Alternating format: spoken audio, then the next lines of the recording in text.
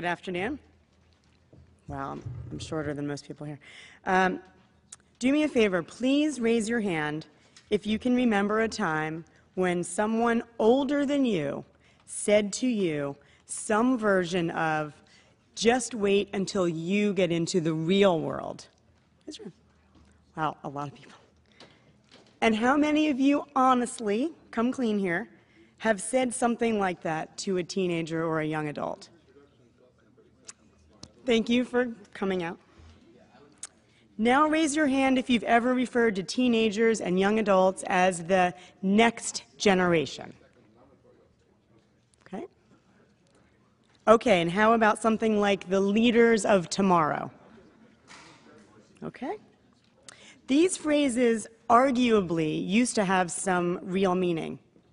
They don't anymore. In 1988, I spoke at my high school graduation. My parents cried.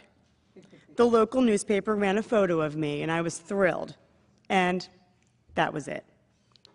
If I were graduating in 2012 instead, a photo in the local paper wouldn't be the only way for people outside the auditorium to know about what I said.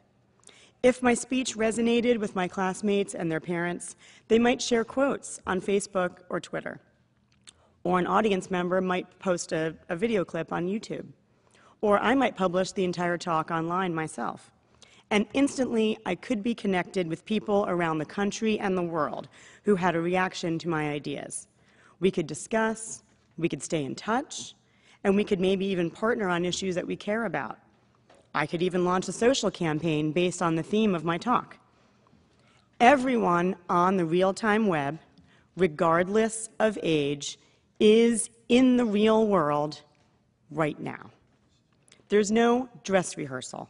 When you broadcast an idea on Twitter or post a video of yourself on YouTube, it's out there in the world. On social media, when it comes to making a valuable contribution, it doesn't matter how old you are or how many years of education you've completed. Technology also makes leadership more accessible. Scores of teens and young adults are already embracing the power of the web to share, learn, respond, connect, collaborate, and, yes, lead. In some cases, one young person starts and spearheads an initiative. You've already met a couple of those young people today at this conference.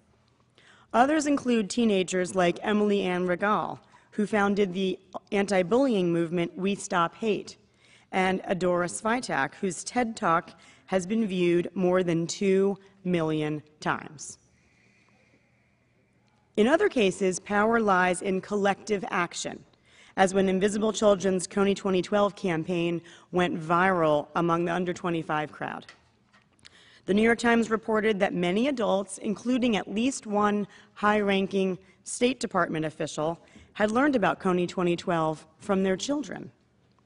A few weeks later, the Times reported that the U.S. was stepping up its support to African forces that were trying to track down Kony. The article quoted an official saying, "Did Kony 2012 have something to do with this?" Absolutely. Whatever you think of Invisible Children, it's undeniable that Kony 2012 tapped into youth interest in the world and in causes like human rights and social justice. Contrary to popular images of teens as having lives consisting of things like texting, sexting, and playing Angry Birds, teens and young adults are overwhelmingly social-minded. Most of them raise money, volunteer, and/or advocate for nonprofits and causes. 62% of teens say they go online for news and political information, and nearly 75% report being moderately to extremely interested in current events. Yet there are still many idealistic young people who want to change the world and make a difference, but they don't know where to begin. Social media gives them a platform, but they can't start solving the big problems if they don't know they exist. Many teens don't see print newspapers at home or at school anymore. News items on social media are sporadic and out of context, making it challenging to fully understand and get involved. Initiatives like 16 to Vote, The campaign for a presidential youth council and student voice can succeed best if young people first start becoming informed about issues. Then it's only a question of which issues they will make their own and which challenges they will rise to meet. Dedicated teachers can help young people activate their agency by doing things they've always done, like encouraging young leaders and sponsoring clubs. They can also connect learning to what's going on in the world now, not just to what happened in the past. Too many teachers, I think, believe it's appropriate to teach about historical events like the Holocaust and slavery, but inappropriate to teach about modern-day genocides and human trafficking. It doesn't make sense. Helping students get informed and involved doesn't always need to be done in the classroom and during the school day in the forms of things like lesson plans and project assignments. Using social media, teachers can model and stimulate interest in events and ideas by doing things like posting links to articles and videos and fostering discussion. In case you're wondering whether I walk this talk myself, the answer is yes.